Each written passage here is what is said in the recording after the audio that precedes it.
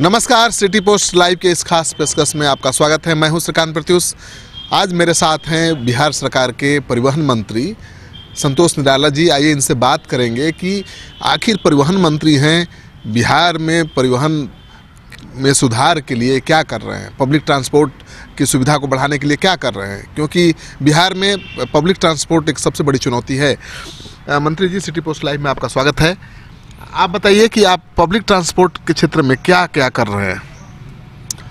देखिए, परिवहन विभाग पब्लिक ट्रांसपोर्ट में बहुत ही अग्रणी भूमिका के साथ काम किया है और परिवहन निगम जो है परिवहन विभाग के अंतर्गत एक निगम है और निगम के माध्यम से हम लोग जो है यात्रियों को यातायात सुविधा प्रदान करते हैं। उस कड़ी में पूरे बिहार के कुछ रूटों पर मुख्यालय तक, राजधानी तक आने के लिए सेवा प्रदान की गई थी, लेकिन बहुत ही सिस्टम और सुचारू ढंग से नहीं चल रही थी।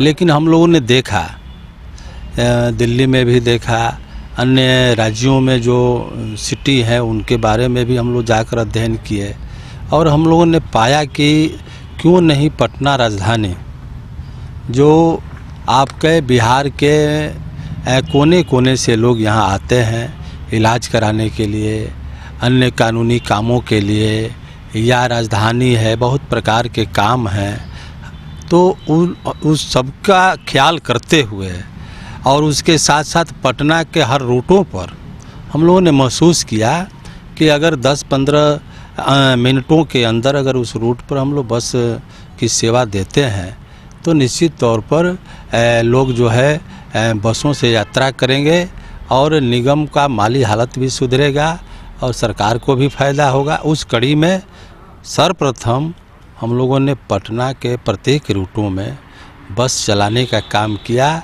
जिसका रिजल्ट है कि पुरुषों से ज़्यादा महिलाएं उस पर यात्रा की, या वो पटना से एम्स तक हो, या पटना से इंजीनियरिंग कॉलेज तक हो, दीघा घाट तक हो। उसके बाद में अनेकों रूट पर हम लोग सिटी जो पटना सिटी है, जंक्शन है, वहाँ से लेके पटना जंक्शन से लेके और सचिवालय तक, ये तमाम रूटों पर कोई ऐसा रूट वंचित नहीं है जो हम लोग विगत 3-4 महीना से हम लोग शुरू किए। मंत्री जी, पहले भी सिटी ट्रांसपोर्ट शुरू हुआ था, सिटी बसें शुरू हुई थी, एयर कंडीशनर महिलाओं के लिए अलग, सब फेल हो गया। नहीं, वो पटना में उस तरह से सिटी जो है एयर कंडीशन बसें नहीं थी। एयर कंडीशन बसें जैसे पटना राजधानी से आपका रांची तक, झारखंड तक या अन्य बाहर के लिए कुछ बसें चलाई गई थी। सिटी में चलाई गई थी बस। आपके कार्यकाल के पहले भी पटना सिटी में, शहर में सिटी बसों का परिचालन हुआ था, एयर कंडीशनर बसों का हुआ था, महिलाओं के लिए अलग बस का, लेकिन वो फेल हो गया वो बीच में।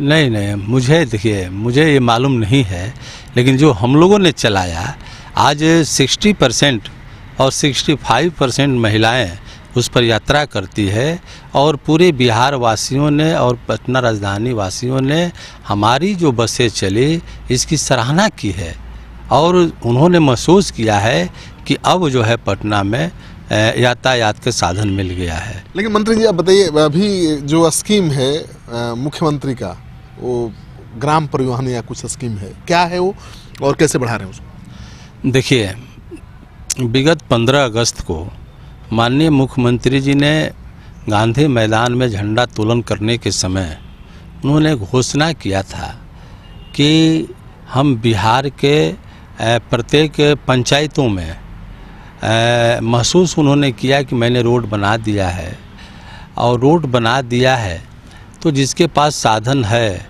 या जिसके पास साधन की व्यवस्था है वो तो अपना जो है भाड़े भी कमा लेते हैं और यात्रियों को प्रखंड से लेके जिला मुख्यालय या अस्पताल तक पहुंचा देते हैं।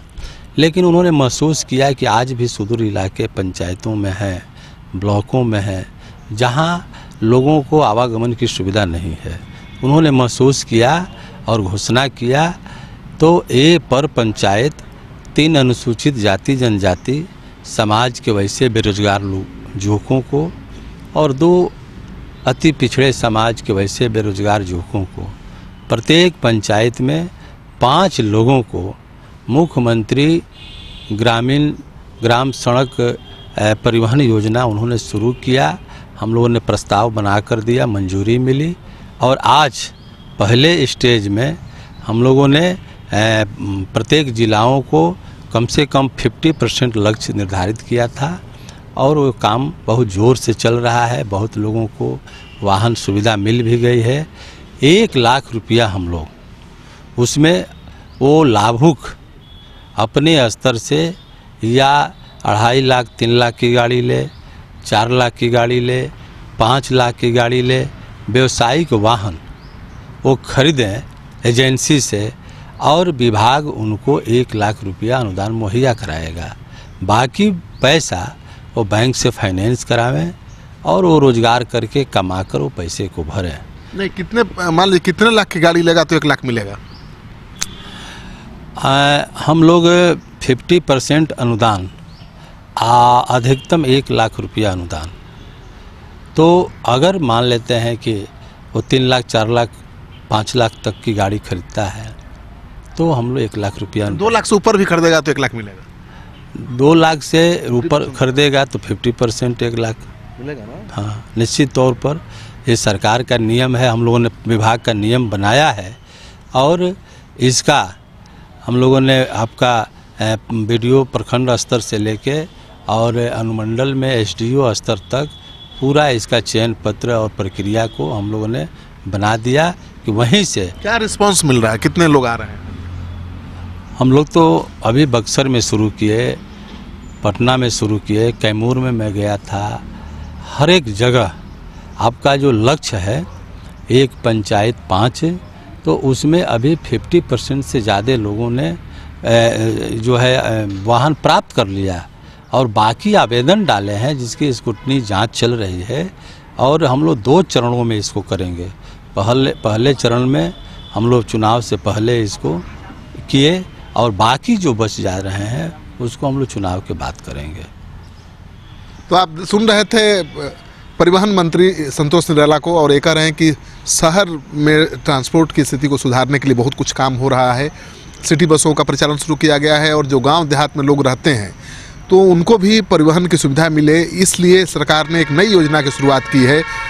जो भी अनुसूचित जाति जनजाति के लोग हैं, पिछड़ी जाति के लोग हैं, वो बसें खरीद सकते हैं, व्यावसायिक वाहन खरीद सकते हैं और उससे वो अपनी कमाई भी कर सकते हैं और जो वाहन खरीदेंगे उस पर 1 लाख रुपए का कंट्रीब्यूशन मिलेगा, सरकार की तरफ से अनुदान मिलेगा। तो ये बहुत बड़ा स्कीम है, बड़ी योजना है और कितना लाभ लोग उठा पाएंगे और विभागीय अधिकारियों की लाल फीताशाही के बीच किस हद तक उनको इसका लाभ मिल पाएगा इस योजना का, ये देखने वाली बात होगी।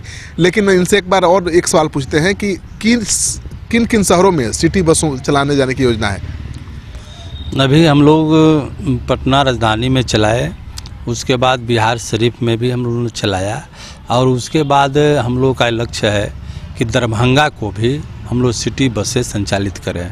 तो अगले कड़ी में हम लोग दरभंगा में बहुत जल्द सिटी बसें शुरू करने वाले हैं। और आपका ये झूम कार क्या है, झूम कार स्कीम? देखिए, झूम कार स्कीम रेट कैब एक स्कीम है और एक स्कीम एक कंपनी है।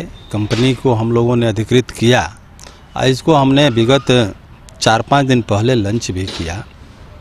इस स्कीम का मेन उद्देश्य है कि वो आदमी, कोई भी आदमी है जो ज़्यादा पैसे लगाकर जो वाहन खरीदते हैं और वाहन से अगर हो सकता है उसके पास उतने पैसे नहीं हैं तो वो वाहन उपलब्ध है इसमें स्कीम में, वो अपना एक सिक्योरिटी मनी जमा करके वाहन को स्वयं चलाकर जहाँ भी जाना हो जा सकते हैं, आ सकते हैं और फिर उसका रेट का एक निर्धारण वो कंपनी किया है। वो 3000 रुपये सिक्योरिटी मनी जमा करके कहीं भी वो गाड़ी ले कर जा सकते हैं। सेल्फ ड्राइविंग में? हाँ, सेल्फ ड्राइविंग में है। तो ये आज के डेट में एक अच्छा स्कीम है और अन्य प्रांतों में हम लोग देखे सिटी में चल रहा है, तो हम लोगों ने पटना में भी शुरू किया है और मुझे उम्मीद है कि ये अच्छा काम करेगा और अच्छे जनता के लोगों के बीच में इसकी भागीदारी मिलेगी, जनता खुश होगी। तो आपने सुन लिया, झूमकार यानी एक कैब सर्विस की शुरुआत हो गई है बिहार में और सरकार ने उसे अनुमति भी दे दी है। यानी 3,000 रुपये सिक्योरिटी अमाउंट जमा करिए और SUV कोई बड़ी गाड़ी लेकर आप कहीं भी सेल्फ ड्राइविंग में जा सकते हैं। आपको ये कार्यक्रम अच्छा लगे और मंत्री के इस दावे में दम दिखे तो इसको ज़रूर शेयर करिए दोस्तों के साथ। अगर आपने अब तक हमारे YouTube चैनल को सब्सक्राइब नहीं किया है तो ज़रूर कर लीजिए ताकि ताज़ा तरीन खबरें आप तक पहुंचती रहे। नमस्कार।